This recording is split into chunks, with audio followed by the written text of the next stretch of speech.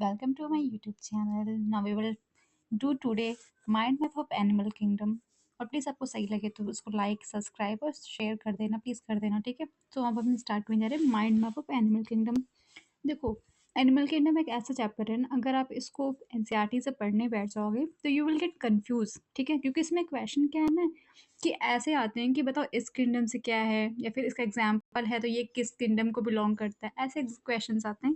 तो इसको आपको एक समराइज्ड वे में एक माइंड मैप के फॉर्म में पढ़ोगे तभी ये काम आने वाला है, अदरवाइज ये आपको सिर्फ और सिर्फ कन्फ्यूजन में डाल देगा और आप मार्क्स नहीं लो पाओगे।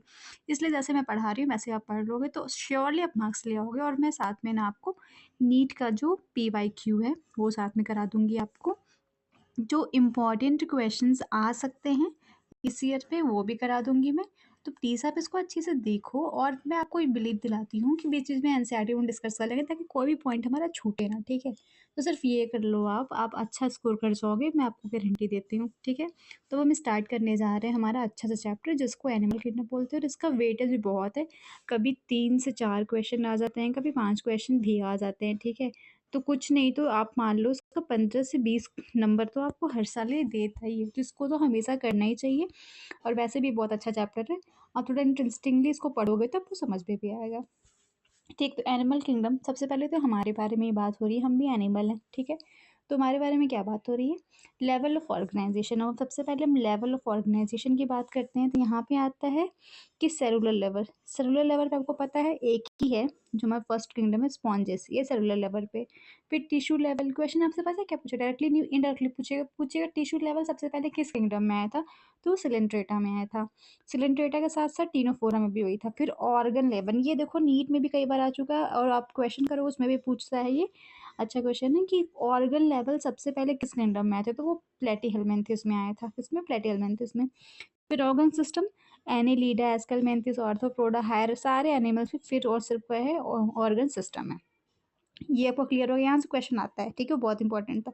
सिमेट्री, यहाँ से भी भर भर के क्वेश्चन आता है भाई, तो देख लो। सबसे पहले तो एसिमेट्रिक का पूछ दे, एसिमेट्रिक आग बन करके लगा देना स्पॉन्जेस, क्योंकि स्पॉन्जेस का कुछ शेप फिक्स नहीं होता है, कभी ऐसे होंगे कभी ऐसे होंगे, मुड़ते रहते हैं अपना वो, ठीक है। तो वो स्पॉन्जेस में सबसे पहले क्या आ जाएगा, अगर आपको एसिमेट्रिक एग्जाम्पल पूछा तो स्पॉन्जेस बता दोगे आप। फिर आपसे पूछा रेडियली सिमेट्री, तो रेडियली सिमेट्री का मैं आपको बता रही हूँ, CCE एक बोर्ड होता है ना, CCE, तो आप वैसे याद कर लो, सिलेंट्रेटा, टीनोफोरा, इकैनोडर्मेटा। और हाँ, रेडियली सिमेट्रिकल जो जो सिमेट्री होता है वो सिर्फ और सिर्फ इन तीनों में ही पाया जाता है और किसी भी किंगडम में नहीं पाया जाता है। तो अगर आप इसको याद कर लोगे तो बायोलेटरल आपको ऐसे ही याद हो जाएगा। और बायोलेटरल एडवांस होता है, इसलिए एडवांस ऑर्गेनिज्म में पाया जाता है। तो रेडियल के क्या क्या एग्जाम्पल है, CCE, सिलेंट्रेटा, टीनोफोरा एंड इकैनोडर्मेटा। इकैनोडर्मेटा में भी कौन, तो एडल्ट।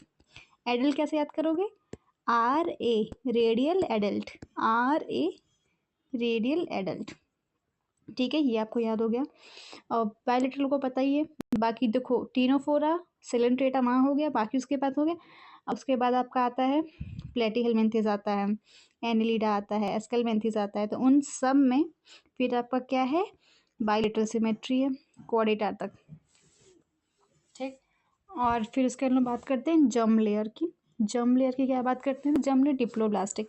देखो डिप्लोब्लास्टिक क्या है, 2, डिप्लो का मतलब है 2 लेयर उसके जर्म लेयर में। तो आप कैसे इसको याद करोगे, 3 तक, 1, 2 एंड 3 किंगडम, 3 किंगडम इसमें आएंगे स्टार्टिंग के, ठीक है। किंगडम कौन कौन से, स्पॉन्जेस, सिलेंट्रेटा, टीनोफोरा। फिर हम बात करते हैं ट्रिप्लोब्लास्टिक, ये बात हो रही है 3 लेयर की।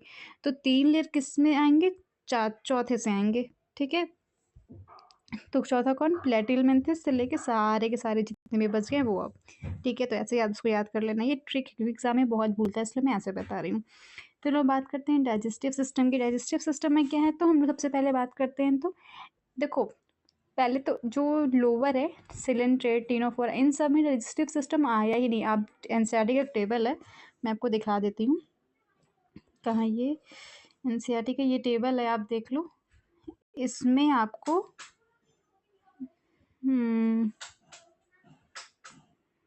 ये है, देखो इसमें डाइजेस्टिव सिस्टम की बात की है तो इसने साफ साफ बोला है कि डाइजेस्टिव सिस्टम ये है ना, कहाँ तक एब्सेंट है, टीनोफोरा तक एब्सेंट है, ठीक है। डाइजेस्टिव सिस्टम टीनोफोरा तक नहीं, पॉरीफेरा में एब्सेंट है, बाकी इन सब में इनकम्प्लीट है। ठीक है, एनसीईआरटी के हिसाब से हमें चलना है। तो सिर्फ और सिर्फ पॉरीफेरा में एब्सेंट है, बाकी टीनोफोरा, सिलेंट्रेटा एंड प्लेटिहेल्मिन्थेस में यहाँ तक इनकम्प्लीट है। फिर हम लोग आ जाते हैं हमारे माइंड मैप पे। तो इनकम्प्लीट किसमें है? Coelenterata, ctenophora and platyhelminthes. ठीक, जो देखो यहाँ पे नहीं, मैं आपको एनसीईआरटी से टैली करा दे रही हूँ, उससे आराम से देख के करो, हर एक पॉइंट आपका कवर होना चाहिए। ठीक है, ये हो गया। फिर उसके बाद कंप्लीट देखो, अगर नीचे वाले में जैसे सिर्फ स्पॉन्जेस को छोड़ दो, उसके बाद डाइजेस्टिव सिस्टम नहीं होता है। ठीक है, स्पॉन्जेस के पास नहीं होता है। बाकी आपका सिलेंट्रेटा हो गया, फिर टीनोफोरा हो गया, फिर प्लेटिहेल्मिन्थेस हो गया। ये टीनोफोरा है, आप इसको टीनो ऐसे कहते हैं ना, टीनोफोरा। ठीक है, तो ये आपका हो गया। फिर उसके बाद कंप्लीट आप जान ही रहे हो, अगर 4 तक ये हो गया क्या, 2, 3, 4 में अगर आपका इनकम्प्लीट हो गया, तो फिर उसके बाद आपका फोर्थ के बाद फिफ्थ से लेके लास्ट तक, कॉर्डेट तक आपका कंप्लीट हो जाएगा। ठीक, ये हो गया। फिर ये यहाँ तक हमारा हो गया। अब हम लोग बात करते हैं सीलोम की। ये भी देखो बहुत ही अच्छा क्वेश्चन है, बहुत ज़्यादा क्वेश्चन यहाँ से पूछे जाते हैं सीलोम से। क्या पूछा जाता है बता दे रही हूँ मैं जल्दी जल्दी। सिलोम में आपसे पूछा जाएगा सबसे पहला क्वेश्चन कि ए सिलोमेट कौन कौन से होते हैं। तो ए सिलोमेट जैसा कोई सिलोम नहीं है, मतलब उनके बॉडी में कोई कैविटी नहीं है, तो वो आपके कौन से हो जाएंगे? सिलोमेट, ए सिलोमेट ना। ए सिलोमेट 3 है, ए सिलोमेट 3 है, sponges, coelenterata and ctenophora and platyhelminthes. ये 4 हैं आपके फाइलम जो ए सिलोमेट है। ठीक है, जो ए सिलोमेट है। फिर उसके बाद हम लोग बात करते हैं सीडोसिलोमेट। सीडोसिलोमेट मतलब कि झूठ वाला सिलोमेट, मतलब ये रियल में नहीं होता, बस पैचेस के फॉर्म में होता है। झूठा कौन है? एस्केलमेंथिस, मतलब उससे जब भी आप आस्क करोगे कुछ तो आपको गलत गलत आंसर देगा, तो वो क्या है? झूठा, 1 नंबर का, तो एस्केलमेंथिस। फिर सीलोमेट क्या है? एस्केलमेंथिस के बाद वाले जितने भी हैं, जैसे कि एनीलिडा हो गया and higher, Annelida and higher जितने भी हैं वो आपका सिलोमेट है। याद हो गया। ए सिलोमेट कौन है? नीचे वाले, प्लेटिहेल्मिन्थेस तक जितने भी हैं। फिर सीडोसिलोमेट, एस्केलमेंथिस, फिर सिलोमेट, एनीलिडा टू हायर। फिर हम लोग बात कर लेते हैं सर्कुलेटरी सिस्टम की। सर्कुलेटरी सिस्टम आपसे क्या पूछेगा? ओपन और क्लोज्ड। तो ओपन सर्कुलेटरी सिस्टम किस में होता है? एनीलिडा में होता है एंड आर्थ्रोपोडा में होता है। ठीक है, सॉरी आर्थ्रोपोडा नहीं, एनीलिडा एंड मोलस्का में होता है। आप ऐसे याद करना है इसको, माँ माँ हम लोग बोलते हैं ना माँ, तो हमारी माँ क्या होती है? हमेशा हमारे लिए ओपन रहती हैं। तो मोलस्का और ये आपका एनेलिडा, इन सब में क्या होता है? ओपन सिस्टम होता है। Close blood circulatory system open होता है। और क्लोज किस में होता है? Blood vessels present. क्लोज किस में होता है? जिसमें ब्लड वेसल्स प्रेजेंट हो। तो बाकी जितने बच के सारे आप में क्लोज होता है। ठीक है, फिर हम लोग बात करते हैं नोटोकॉर्ड की। ये बहुत इंपॉर्टेंट है। सबसे पहले इसका पता है, क्वेश्चन पूछता है कि इसका ओरिजिन क्या है। तो ये मेसोडर्म में डिराइव, ऐसे याद कर लो। मन होता है ना हमारा, मन, इसमें क्या होता है? M mesodermally, N notochord. ठीक है, तो मन डिराइव रॉड लेग स्ट्रक्चर है जो फॉर्म्ड होता है कहाँ पे? Dorsal side. डोर्सल हमारा बैक साइड पे। तो आपने देखा भी, आपकी रीढ़ की हड्डी क्या होती है? पीछे होती है ऐसे। ठीक है, ऐसे नहीं होती, मतलब होती है ऐसे। तो ये आपका हो गया डोर्सल साइड पे। During the embryonic stage मेसोडर्मली derive है, रॉड लेग स्ट्रक्चर होती है एम्ब्रियोनिक स्टेज, जो हम बच्चे होते हैं मम्मी के गर्भ में, उस टाइम पे ये होती है। फिर क्या होता है? कॉर्डेट। कॉर्डेट की बात करते हैं तो animals with notochord in any stage of life. आपके लाइफ, जैसे हम लोग क्या है? कॉर्डेट, तो हमारे किसी भी स्टेज में आप देखोगे तो आपको नोटोकॉर्ड मिल जाएगा। ठीक है। जैसे अब फिर लोग बात कर लेते हैं नॉन कॉर्डेट्स कौन है। नॉन कॉर्डेट क्या होते हैं? Porifera to Hemichordata. ये क्वेश्चन बहुत इंपॉर्टेंट है। पॉरीफेरा से हेमिकॉर्डेटा तक नॉन कॉर्डेट होते हैं। कॉर्डेट कौन से हैं? कोऑर्डिनेट का एग्जाम्पल है इस चैप्टर से। देखो एग्जाम्पल हम भर भर के पूछता है, तो वो आप भर भर के याद कर भी लो। ठीक है, तो पॉरीफेरा टू हेमिकोर्डेटा क्या है? नॉन कॉर्डेट्स है। और कॉर्डेट्स क्या है? फिश, एम्फीबिया, जितने भी आपके कॉर्डेट्स में आ जाएंगे। जैसे कि ये जो क्लासेस है, कहाँ गया? एक सेकेंड। ये जो क्लासेस है आपके, फिश हो गए, एम्फीबिया हो गया, रेप्टाइल हो गए, बर्ड्स हो गए, मैमल्स हो गए। ठीक है, ये आ गया। फिर हम बात करते हैं सेगमेंटेशन की। सेगमेंटेशन क्या है? Body is externally and internally divided into segment. किसमें? सेगमेंट में होगा, बाहर से भी और अंदर से, तभी हम बोलेंगे कि सेगमेंटेड है। With serial repetition of at least some organ. और ये बार बार रिपीट होगा। ये क्या शो करता है? तो शो करता है मेटामेरिक सेगमेंटेशन। कौन करता है ये पता है? नीट में बहुत बार पूछा गया है यार, ये PYQ भी है आपका, PYQ है कि मेटामेरिक सेगमेंटेशन किस में होता है। तो इसका एग्जाम्पल है अर्थवॉर्म, एनिलिडा। या तो आपको अर्थवॉर्म लिखा रहेगा या तो फिर एनिलिडा कोई फाइलम लिखा रहेगा, तो अब इन दोनों में से कोई भी टिक कर सकते हैं। Earthworm, annelida segmentation of arthropods on कोडेटा। इसको बता रही हूँ मैं सेगमेंटेशन के लिए, मैं आपको ट्रिक बता देती हूँ। अनार होता है ना, अनार को हम लोग क्या करते हैं? काटते हैं, तो कोडेटा। ठीक, तो इस ए से क्या हो जाएगा? एनिलिडा, आर्थ्रोपोडा एंड कोडेटा। अनार को काटना है तो अनार को, तो आपको क्या हो जाएगा? एनिलिडा, आर्थ्रोपोडा एंड कोडेटा। ठीक है, ऐसे याद कर लेना। अब मुझे नहीं लगता कोई कंफ्यूजन होना चाहिए। अब हम लोग बात करते हैं फाइनली अपने जितने भी हमारे फाइलम हैं उनके बारे में। तो क्लासिफिकेशन ऑफ एनिमल्स। अब हम लोग डिफरेंट फाइलम की बात करते हैं जहाँ से क्वेश्चंस, देखो वो जो था ना मेन था और वहाँ से भर भर के क्वेश्चन आते हैं। अब यहाँ से भी क्वेश्चंस आते हैं फाइलम कैरेक्टरिस्टिक बेस। वहाँ से आपका क्या था कि फिक्स था कि हाँ ठीक है, ठीक है, ये हो गया। तो अब हम लोग कर लेते हैं, ये बता देती हूँ मैं, ध्यान से देखो। हैबिटेट, अगर आपसे मैं फाइलम पॉरीफेरा के बारे में कुछ पूछ रही हूँ तो क्या बात करेंगे? हैबिटेट के बारे में, ये रहता क्या है। तो देखो ये आपको पता है ऑप्शन में देगा कि सिर्फ मरीन में रहता है, तो नहीं, ये मरीन में सिर्फ नहीं रहता, ये मरीन में भी रहता है और फ्रेश वाटर में भी रहता है। जनरली मरीन में रहता है क्योंकि बहुत ही प्रीमिटिव है, और प्रीमिटिव चीज़ें ज़्यादा जो जन्म होता है, उनका बर्थ होता है, वो मरीन चीज़ों में ही होता है। लेकिन ये बहुत छोटा है तो कभी बैठ के फ्रेश में भी आ जाता है, तो ये जनरली मरीन है, but sometime it is also present in the fresh water. फिर हम लोग कैनाल सिस्टम। देखो एक तो कैनाल सिस्टम होता है, एक वॉस्कुलर सिस्टम होता है। ठीक है, दोनों अलग अलग। कैनाल सिस्टम पूछेगा तो वो पॉरीफेरा में है, वाटर वास्कुलर सिस्टम पूछेगा तो इकाइनोडर्मिटा में है, याद रखना। तो कैनाल सिस्टम में क्या है? वाटर एंटर, देखो ये भी कई बार पूछा है ना कि वाटर एंटर कहाँ से करता है और आउट कहाँ से जाता है।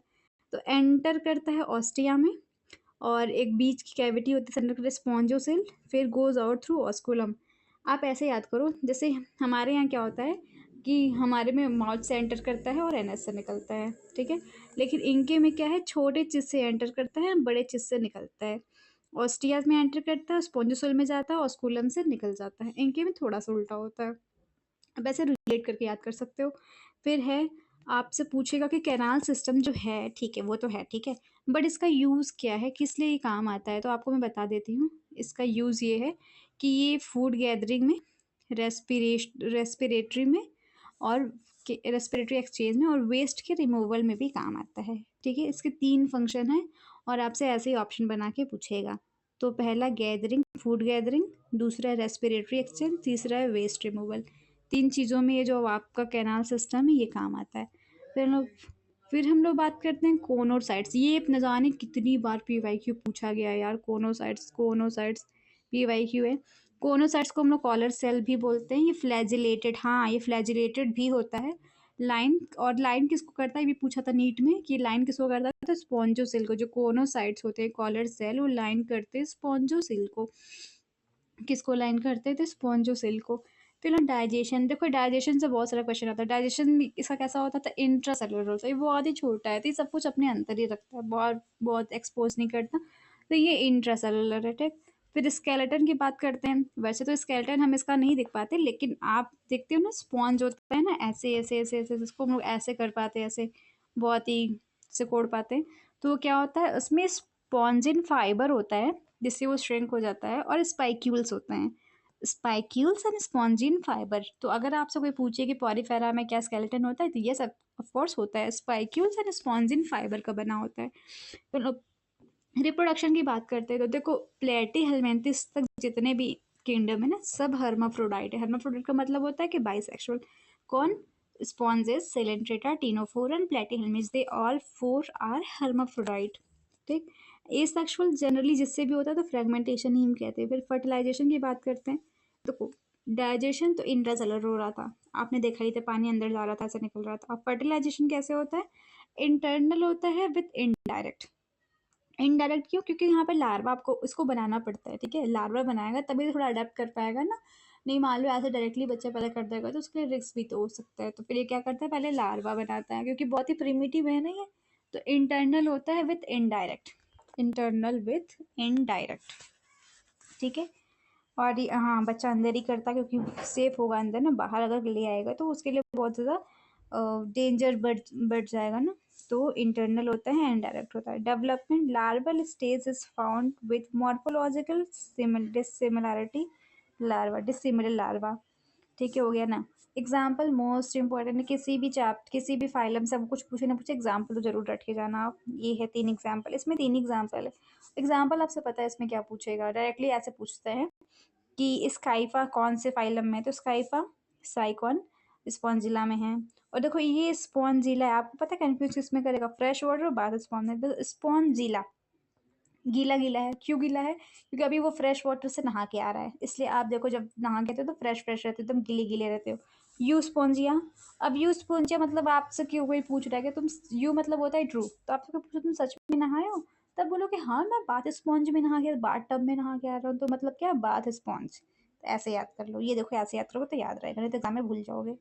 फिर लोग बात करते हैं फाइलो, हमारा साइलेंट रेटा जिसको हम प्यार से नाइडेरिया भी बोलते हैं, ठीक है। इसके बारे में क्या बात करते हैं, हैबिटेट पूछते हैं, तो भैया ये भी मोस्टली मरीन होता है, कुछ टाइम ये स्वयं फ्रेश वाटर भी होता है। और ये सीसाइल होता है, मतलब कोई खास बॉडी नहीं है, ऐसे ऐसे सीसाइल होता है। और फ्री स्विमिंग होता है, अपना फ्री अपना घूमता रहता है, कोई रोक टोक नहीं है, वो छोटा है ना, छोटे में रोक टोक नहीं होता, हम लोग घूमते रहते हैं, बड़े होने के बाद यहाँ पे बाउंडेशन आ जाते हैं ना। नाइडोब्लास्ट एंड नाइडोसाइट्स, ये क्या करता है, कंटिन्यूस स्टिंगिंग कैप्सूल्स, ठीक है, इनके पास स्टिंगिंग कैप्सूल होता है। नेमेटोसाइड्स होते हैं present on tentacles used for anchorage defence and prey capturing. आपका इससे फंक्शन भी देखो पूछ लिया, ये न जाने कितनी बार नीट पे पूछा भी गया है, तो ये भी PYQ है। देखो मैं सारा PYQ बताई चल रही हूँ, आप प्लीज़ इसको लाइक और सब्सक्राइब कर देना, और इसको अच्छे से पढ़ के भी जाना जो मैं बता रही हूँ, इतना तो पढ़ ही लेना। तो ये किस लिए यूज़ होता है, जो नाइडोब्लास्ट है, ये यूज़ होता है आपके एंकरेज में, डिफेंस में, एंड कैप्चरिंग प्रे को कैप्चर करने में। 3 फंक्शन है, anchorage, defence and sorry capturing prey. Pad होता है ना, PAD, वैसे याद रखना, PAD, ठीक है। तो क्या हो गया, P से प्रे को कैप्चर करना, A से एनकरेज, D से डिफेंस। फिर हम बात करते हैं बॉडी कैविटी की। बॉडी कैविटी के बारे में क्या बात कर रहे हैं, हैव सेंट्रल गैस्ट्रोवास्कुलर कैविटी। इसके पास देखो कौन सी कैविटी है भाई, इसके पास है सेंट्रल गैस्ट्रोवास्कुलर कैविटी। ऐसे याद करो आप, सिलेंट्रेटा है ना, इसके मतलब सिलोन जैसा वो बात कर रहे हैं, बट इसको सिलोम है नहीं, तो इसके अंदर कुछ तो कैविटी जैसा है, तो क्या है, सेंट्रल गैस्ट्रोवास्कुलर कैविटी। जहाँ पे भी कोई चीज़ खाली पड़ा था वहाँ पे क्या होता है, गैस आके भर जाता है, जैसे एयर तो हर जगह प्रेजेंट होता है, तो ये गैस्ट्रोवास्कुलर कैविटी है, ठीक, विथ सिंगल ओपनिंग हाइपोस्टोम। तो ये इसके पास ना सिंगल ओपनिंग होता है, जिससे वो लोग फूड भी लेते हैं और एक्सक्रेशन भी करते हैं, ठीक, मतलब एज अ माउथ का भी काम करता है और एक्सक्रेशन के लिए भी काम करता है, तो हाइपोस्टोम होता है। फिर डाइजेशन की बात करते हैं, तो देखो उसका डाइजेशन पूरा पूरा इंटरनल था, इंटरसेलुलर डाइजेशन था, लेकिन अभी थोड़े से एडवांस हो गए हैं, तो ये थोड़ा सा वैरायटी लाएंगे। क्या वैरायटी लाएंगे, वैरायटी में भी देखो क्या लाएंगे, तो वैरायटी में दोनों ही लाएंगे, एक्स्ट्रा सेलुलर भी होगा, इंट्रा सेलुलर भी होगा। स्केलेटन इनके पास भी एक ऐसा स्केलेटन है भाई, इनके पास कोरल स्केलेटन है, जो कैल्शियम कार्बोनेट से बना होता है। ये पता है कई बार पूछता है, कैल्शियम कार्बोनेट से किसका स्केलेटन बना होता है, तो सिलेंट्रेटा आपके है ना, तो उनका होता है कोरल, सिलेंट्रेटा कोरल से होते हैं calcium carbonate. Basic body form कैसा होता है, पॉलिप होता है। अब देखो ये भी क्वेश्चन कई बार पूछता है कि पॉलिप कैसा होता है, मेड्यूसा कैसा होता है, तो मैं आपको बता दे रही हूँ, ये पॉलिप है, मेड्यूसा ये है, ठीक है।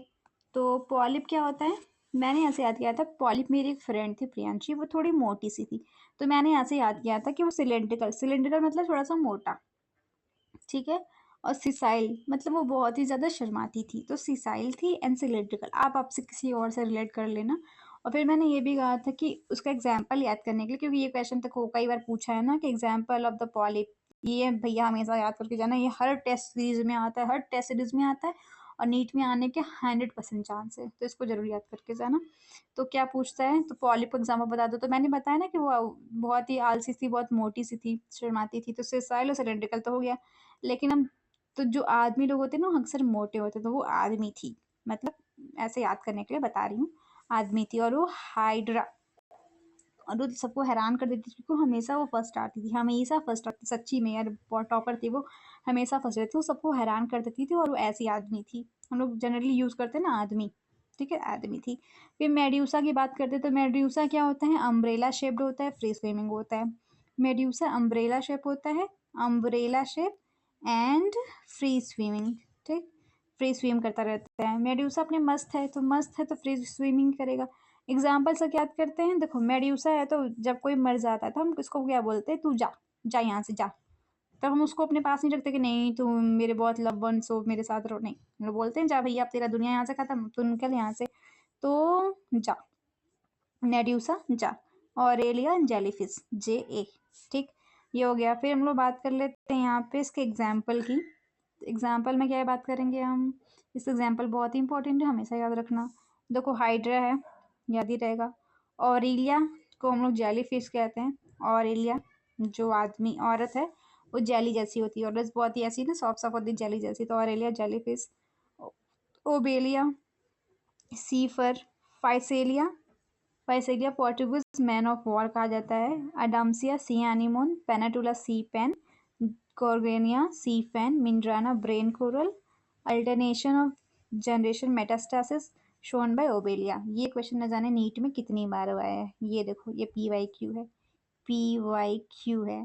साथ में हो गया ना क्या कि यही पूछा था आपसे कि अल्टरनेशन ऑफ जनरेशन कौन शो करता है, तो अल्टरनेशन जनरेशन ओबेलिया शो करता है, मेटास्टासिस इसको कहते हैं। ठीक है, याद कर लेना।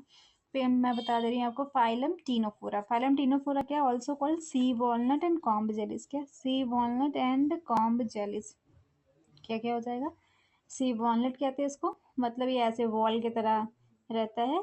एंड कॉम्ब जेलिस, कॉम्ब जेलिस हैबिटेट क्या है, ये एक्सक्लूसिवली मरीन है। देखो यहाँ पे आता है, अभी तक जो थे वो दोनों में रह रहे थे, लेकिन ये क्या है, एक्सक्लूसिवली मरीन है। क्यों, क्योंकि देखो जो थर्ड नंबर होता है ना हमेशा दुश्मन होता है, तो उसको ना अकेले रहना पसंद है, तो किसी और के साथ वो रह नहीं सकता, तो क्या एक्सक्लूसिवली मरीन, ये पूरा पूरा मरीन में रहता है। ये बोलता है मेरे को किसी के साथ नहीं रहना, अगर तुम किसी और के लिए हो तो मारपीट कर लूंगा, मैं उसको भगा दूंगा, तो भैया इसको अकेले इसके माँ बाप छोड़ देते हैं कि तुम ठीक है अकेले रहो, मरीन में रहो तुम।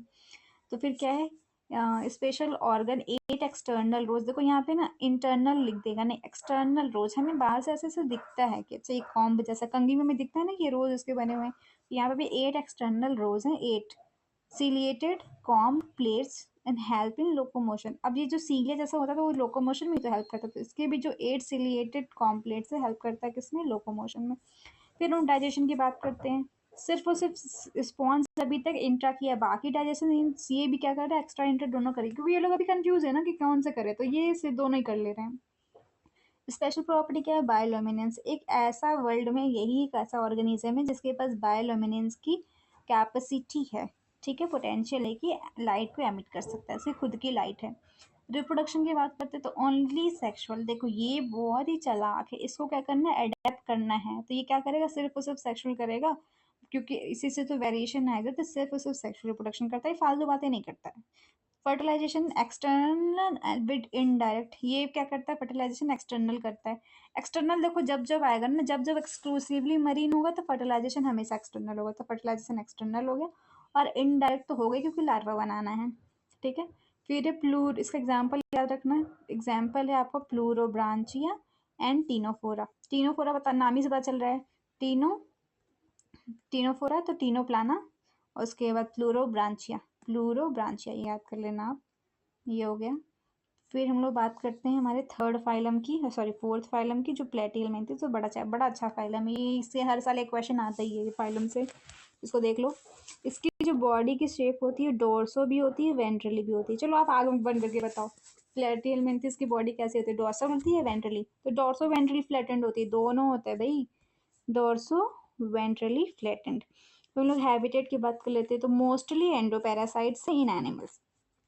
प्लेटिहेल्मिन्थस क्या होता है ना, अंदर रहते हैं, बॉडी के अंदर रहते हैं, और एनिमल्स में तो मोस्टली क्या है, एंडो, आपको लिख के दे देगा ना कि क्या ये एक्टोपैरासाइट है, फिर अब वहाँ पे सोचने लोगे या क्या था, तो अभी याद कर लो ना, एंडोपैरासाइट है। क्यों, क्योंकि देखो अभी इतने मैच्योर नहीं हुएंगे किसी के बाहर रहें और सारी चीज़ों को अडेप्ट करके रह पाए, नहीं, ये इनको अंदर रहना है, अंदर रहेंगे तो सेफ रहेंगे चीज़ों से, ठीक है, एंडोपैरासाइट है, क्योंकि अभी इतने मैच्योर नहीं हुए हैं। फिर स्पेशल फीचर क्या है, hooks and suckers are found for the clinging and absorption. अभी किसी के बॉडी में रहेंगे उसका खून चूसेंगे, उनके पास हुक एंड सक्कर भी तो होना चाहिए ना, ताकि वो चूस सकें। फिर some absorb nutrients directly from the surface of the host.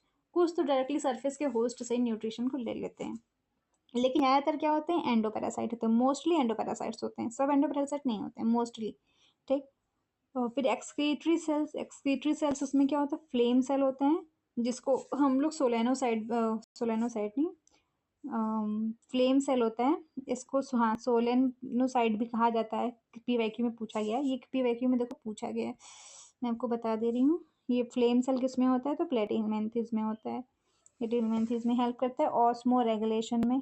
Phobia होते हैं ना, तो ये ऑस्मो रेगुलेशन में हेल्प करता है। फिर मैं बात करें रिप्रोडक्शन की, मैंने बताया था प्लेटिनमेंथिस तक सारे के सारे हेर्माफ्रोडाइट हैं, उसके बाद सब यूनिसेक्सुअल है, तो ये हेर्माफ्रोडाइट आ गया। Fertilisation internal with the indirect. अब देखो यहाँ पे फर्टिलाइजेशन इंटरनल कर रहा है, क्यों? क्योंकि ये क्या होता है ना कि पानी में नहीं रह रहा है, पानी में नहीं रह रहा है तो पानी में तो एक्सटर्नली कर लेता था, लेकिन अब ये पानी में नहीं रह रहा है तो ये इंटरनल करेगा, अपने बॉडी में ही करेगा। ठीक। विद इनडायरेक्ट डेवलपमेंट तो इसको अभी भी इनडायरेक्ट ही करना पड़ेगा। प्लानेरिया पजेसेस हाई, देखो ये पता नहीं कितनी बार पूछा गया है कि कौन true regeneration capacity focus show करता है, या फिर तो कौन ट्रू रीजनरेशन शो करता है, तो प्लानेरिया पीवाईक्यू है। फिर हम लोग एग्जाम्पल आपको याद करवा दे रही हूँ मैं। टीनिया, टेपवर्म, वर्म है जितने, पेसियोला, लिवर फ्लग, प्लानेरिया, ये हो गया। ठीक है। फिर बात कर लेते हैं हम लोग फाइलम एस्केलमेंथिस। फाइलम एस्केलमेंथिस क्या है, तो इसके बारे में हम लोग बात कर लेते हैं। तो फाइलम एस्केलमेंथिस क्या है, राउंड वर्म है, इसको हम लोग राउंड वर्म बोलते हैं क्या, तो ये राउंड वर्म है। एक सेकेंड। ठीक है, ये राउंड वर्म है, इसमें हम लोग क्या करते हैं, उसके बॉडी के शेप के बारे में बात करते हैं, जो कि क्या होता है, सर्कुलर होता है, क्रॉस सेक्शन होता है। ठीक है, क्योंकि इसकी बॉडी में ना ये राउंड बोल रहे हैं, तो सर्कुलर और क्रॉस सेक्शन। फिर हम लोग बात कर लेते हैं हैबिटेट की। तो हैबिटेट इसका भी क्या है, फ्री लिविंग है, क्योंकि देखो अभी ये किस में, क्योंकि अभी 5th क्लास में पहुंच चुका है, तो अभी क्या करेगा, थोड़ा अपने मन से घूम फिर सकता है, क्योंकि अभी भी छोटा बच्चा ही माना जा रहा है। ठीक है, तो ये क्या है, फ्री लिविंग है। एक्वेटिक तो है ही, टेरेस्ट्रियल भी है, पैरासाइट भी है, प्लांट भी में भी रहता है, एनिमल में भी रहता है। तो देखो अब इसके पास थोड़ी सी लिबर्टी, अगर आप 5th क्लास में पहुंच गए तो उसके बाद आप 6 में जाने वाले, तो आपका स्टैंडर्ड बढ़ने वाला है, तो आपको थोड़ी सी लिबर्टी दी जाएगी ताकि आप चीज़ों को समझ सको। तो आपको थोड़ा सा फ्री किया जाएगा, आपको बोला जाएगा ठीक है आपको स्विमिंग पूल करना है तो एक्वेटिक में चले जाओ, धरती प्लानट टेरेस्ट्रियल में रहो, पैरासाइट फिर किसी का कौन चूसते रहो, प्लांट और एनिमल, चाहे प्लांट का चूसो या एनिमल का चूसो। ठीक है, ये हो जाता है। फिर क्या होगा, डाइजेस्टिव सिस्टम, तो complete with the well developed. देखो यहाँ पे सबसे पहली चीज़ आती है, ये कई बार पूछा है कि फर्स्ट डाइजेस्टिव सिस्टम कंप्लीट किस में होता है, किस में होता है, तो बताओ आपका प्लेटिलमेंथिस में first time digestive system complete होता है with muscular pharynx. Muscular pharynx पे कई बार ये वर्ड देता है, तो प्लेटिलमेंथिस के लिए दिया जा रहा है। फिर लोग बात कर लेते हैं एक्सक्रीशन। इसके पास एक्सक्रीशन के लिए रीनट सेल होती है, एनसीईआरटी में तो वैसे नहीं दिया, बस एक्सक्रीशन समझ लो, होता है इसमें remove waste through the excretory pore. इसके पास एक पोर होता है जिससे वो अपने एक्सक्रीशन कर सकता है। रिप्रोडक्शन मैंने बताया था प्लेटिनमेंसिस तक बस हन प्रोडक्ट होता है, उसके बाद सारे के सारे यूनिसेक्सुअल होते हैं। ये हो गया डायमॉर्फिज्म। तो अलग डायमॉर्फिज्म का मतलब होता है कि मेल और फीमेल अलग अलग आपको दिख जा रहे हैं, समझ में आ रहा है, देखने से पता कर ले रहे हो, तो ये है डायमॉर्फिज्म है इसमें। मेल इसमें थोड़ा स्मॉलर होता है, फीमेल क्या होती है, फीमेल लॉन्गर होती है, मेल स्मॉलर होता है। ठीक। फर्टिलाइजेशन इंटरनल है, क्योंकि अभी ये लोग इतने मैच्योर नहीं हुए हैं, क्योंकि ये भी देखो पानी में पूरा नहीं रह रहा है, जब पानी में नहीं रह रहा है तो फिर इंटरनल ही करेगा ना, फिर बाहर क्यों करेगा, तो इंटरनल करेगा विद डायरेक्ट और इनडायरेक्ट डेवलपमेंट दोनों। अब यहाँ से देखो अभी तक तो जितने भी नीचे थे सब में इनडायरेक्ट हो रहा है, क्योंकि वो लोग बहुत ही प्रीमिटिव थे, लेकिन अभी ये थोड़ा बड़ा हो रहा है, तो यहाँ पे क्या कर रहे हैं कि जो फर्टिलाइजेशन है वो डायरेक्ट और इनडायरेक्ट दोनों करना पड़ रहा है। ठीक है, ये हो गया। फिर एस्कैरिस की हम लोग बात करते हैं, फिर हम लोग एग्जाम्पल की बात करते हैं। ठीक है, तो इसमें हमारा बहुत ही 2-3 एग्जाम्पल ही है। सबसे पहले हम लोग बात करते हैं, ये क्या है, राउंड वॉर्म है तो एस्कैरिस हो जाएगा, फिर फाइलेरियर वॉर्म है तो वॉचेरिया हो जाएगा। फिर इसमें एक और होता है हुक वॉर्म, जिसको इंसाइक्लोस्टोमा बोलते हैं। एक और यहाँ पे होगा हुक वॉर्म, जो कि क्या आप बोलेंगे हम, एनसाइक्लोस्टोमा, एनसाइक्लोस्टोमा। ठीक है, यहाँ तक हो गया। ठीक है, अभी मैं आपको यहीं तक दे रही हूँ, नेक्स्ट वीडियो में हम लोग इसके आगे भी देंगे। Thank you so much. अगर आपको अच्छा लगे तो लाइक एंड सब्सक्राइब शेयर जरूर कर देना। Thank you.